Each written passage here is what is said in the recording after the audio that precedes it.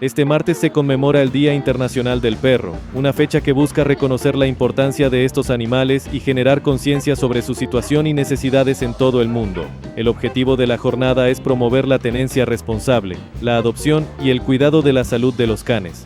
Según estimaciones internacionales, millones de perros se encuentran en situación de calle, expuestos a enfermedades, accidentes y maltrato. En algunos países, esta problemática ha obligado a tomar medidas concretas. En India, por ejemplo, las autoridades han aprobado una ley que obliga a la vacunación y esterilización de los perros callejeros. Además, se ha prohibido alimentarlos en espacios públicos, con el fin de controlar su proliferación y reducir los riesgos sanitarios. El Día Internacional del Perro, más allá de la celebración, busca poner sobre la mesa los retos y responsabilidades que implica convivir con estos animales en nuestras ciudades.